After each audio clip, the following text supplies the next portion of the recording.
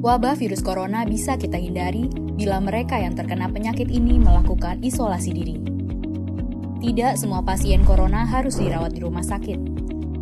Mereka yang tidak termasuk kelompok rentan cukup melakukan isolasi diri di rumah. Protokol isolasi diri sendiri dalam penanganan COVID-19. Mengapa orang yang diduga tertular COVID-19 diisolasi setidaknya 14 hari? Gejala COVID-19 biasanya muncul dalam rentang 1-14 hari berupa batuk, demam, atau sesak nafas. Dalam selang waktu itu, kondisi orang diduga terinfeksi COVID-19 diisolasi dan dipantau di rumah sakit, rumah, atau tempat lain. Untuk memastikan infeksi, akan dilakukan tes beberapa kali. Apabila Anda bukan kelompok rentan seperti lansia atau memiliki penyakit kronis lain seperti diabetes, jantung, kanker, penyakit paru kronik, AIDS, penyakit autoimun, dan sejenisnya, maka Anda dapat secara sukarela atau berdasarkan rekomendasi petugas kesehatan melakukan isolasi mandiri. Apakah isolasi mandiri itu? Isolasi mandiri adalah upaya mencegah penyebaran COVID-19 dengan berdiam diri di rumah sambil memantau kondisi diri kita, seraya tetap menjaga jarak aman dari orang sekitar atau keluarga. Siapa yang perlu melakukan isolasi mandiri?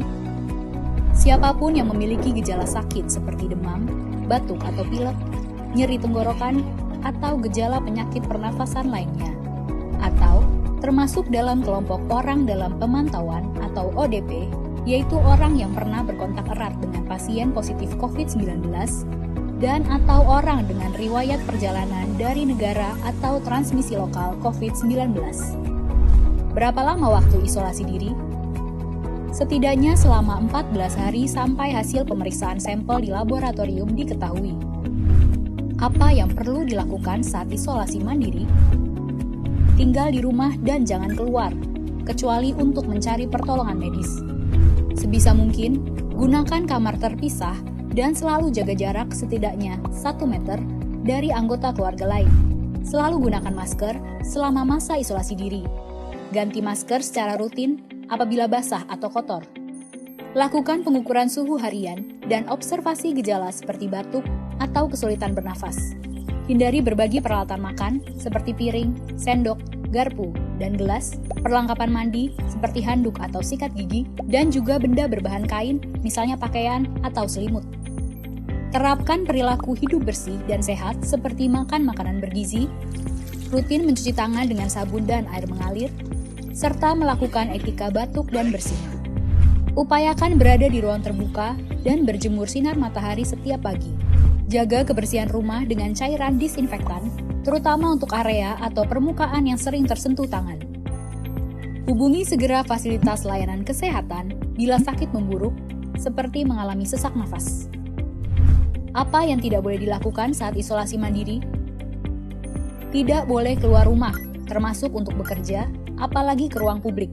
Bila sangat terpaksa harus keluar, gunakan masker dan hindari transportasi publik atau tempat ramai. Tidak boleh berbagi alat makan, mandi, dan pakaian bersama anggota keluarga lainnya.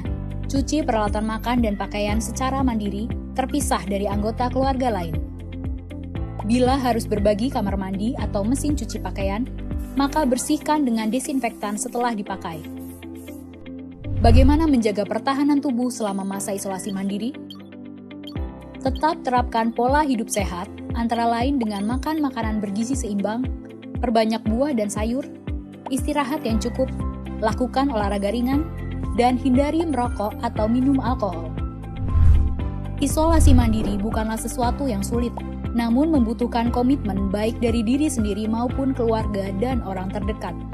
Orang yang menjalani isolasi dapat mengalami kesepian, kekhawatiran, dan ketidaknyamanan saat mengalami gejala sakit. Maka mereka perlu dibantu, didukung, dan diberi semangat. Mari saling berempati, perkuat solidaritas, dan bersama kita melawan corona.